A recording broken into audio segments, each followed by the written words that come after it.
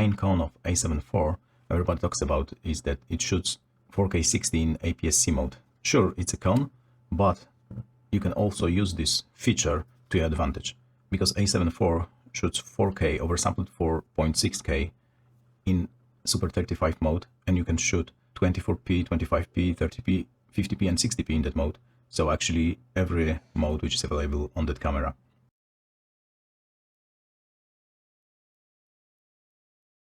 How it is beneficial? It is beneficial especially for people switching from Sony APS-C to full frame.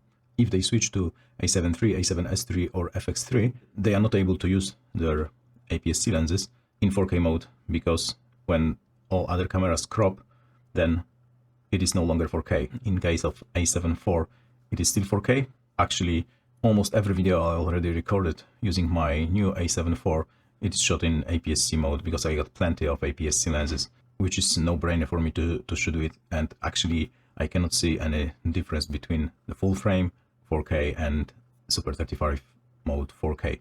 Sure, you lose full frame glory, so the depth of field is deeper, and you may ask if there are any benefits shooting A7 IV in APS-C mode over A6600, for example. And I'd say yes, because you got 10-bit 4:2 footage compressed in all-I, and for A6600 you got 8-bit 4:0 footage, which is compressed with H.264. So with 10-bit footage you got more room to color grade it, so you can make almost whenever you want with the colors, which is not possible with 8-bit footage. And also all-I compression is much less taxing on your computer, so it's much easier to edit even if you got older computer compared to H.264, which A6600 produces. It's not a big deal for me, because in most cases I record into the Atomos, but if you record internally, that's the big case. It also seems that A7 IV got updated color science, so for example in high-log gamma the footage looks better straight from the camera, and you also got a Cinetone picture profile 11.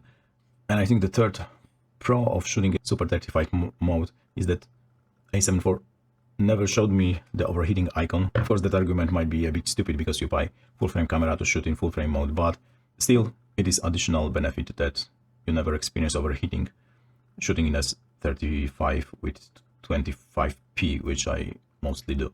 So if you're switching from Sony APS-C and A6000 series camera to A7 IV, you can immediately attach your APS-C lens and shoot 4K on A7 IV, which means you don't need to spend additional money at the beginning to be able to shoot 4K video.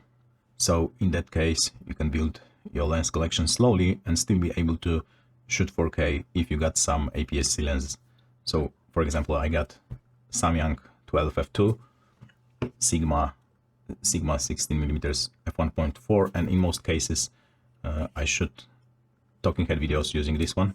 Maybe for photos it's not the best choice, because in Super 35 mode, first of all you lose the full frame glory, and second of all you only got 14 megapixels compared to 33 megapixels which you got in the full frame mode. It's much less. So for photos probably not a recommended solution, but for video you can check it yourself. Take a look at the example footage.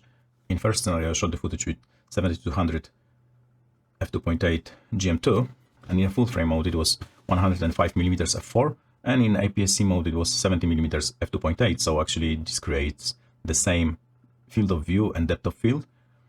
So in that case the only difference is that one footage is oversampled from 7K in full frame mode, and Super 35 footage is oversampled from 4.6K, and both are 4K 25p.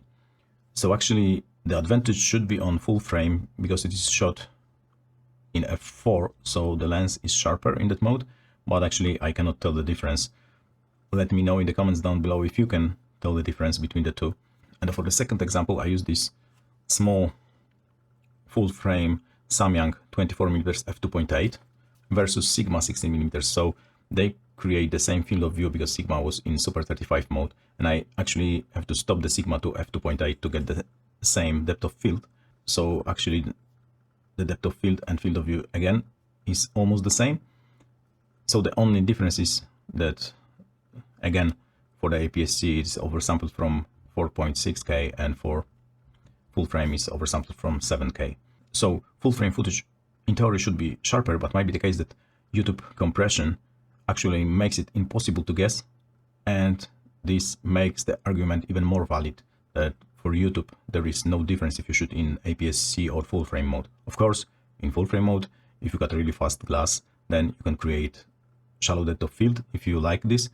And also other benefit might be if you want to use A7 IV for vlogging, then APS-C lens like this one, which weighs less than 200 grams, or Sony 11mm f1.8 might be better idea than using anything full frame, because the full frame lens would be like 400 grams plus. And the advantage of using A7 IV over a 6000 series APS-C Sony is that with A7 IV you got active stabilization and also you got gyro stabilization. So I tested this before, and for vlogging A6600 is just a disaster, but with A7 IV and APS-C lens you can actually get quite smooth footage, either in active stabilization mode or using gyro data. I'd say if I would plan to vlog with Sony camera, I would probably choose A7 IV and shoot in APS-C mode because it would be lighter. I would still have a benefit of having active and gyro-based stabilization. So I say the A7 IV is the best camera to switch from Sony APS-C to full frame if you want a tight budget, because you can use your APS-C lenses for some time before you build your full frame lens collection.